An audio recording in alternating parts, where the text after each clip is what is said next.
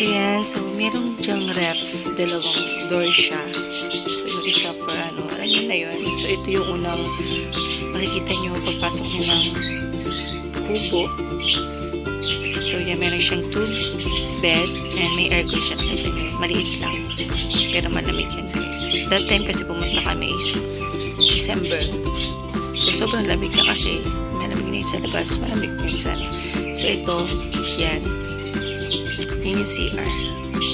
May heater yan, kaya nung time na nandyan kami, sobrang ang sarap maligo kasi kahit malamig. Yeah, may heater. Sino ka dyan? So ayan, basa-basa dyan kasi medyo rainy dyan.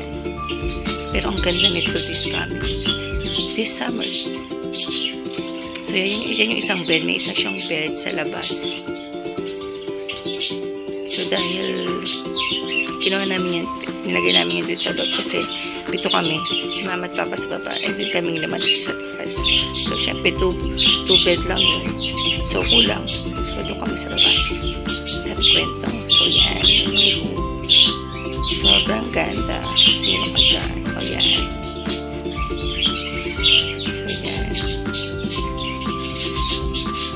and sobrang lamig that night nung natulog kami dyan. And sobrang ang ganda kasi pagising namin dyan kami nagtumambay dyan sa labas na yan, nagkape, picture kasi last day na. So 1 night lang kami dyan, 2 days and 1 night. So yan, ay hindi, bali hapon na kasi kami nag-check-in. So yan yung buong kubo. Yung bahay, bahala kayo kung anong tawag nyo, diba? Sa akin kubo gusto ko. So yun yung dalawa namin pet. Pwede kayo magdala ng pet. So yan, meron ng kahoy and meron ng uling. So hindi nyo na kailangan magdala ng uling kasi kasama na siya sa package na babayaran nyo. So yan, so ingat lang kayo dito guys, kung sana hindi maulan. Kasi kung sama naman pupunta, for sure tuyo yan. Madulas kasi dyan. So kaya dito kami dumaan sa may batuhan. So yan. So hindi pa siya totally, sobrang may mga inaayos pa sila dyan. So yan yung pinakabuong pool. 2 pool siya. Hindi ko alam kung gaano kalalim yung dalawang yan, pero ang babalat nung nasa baba.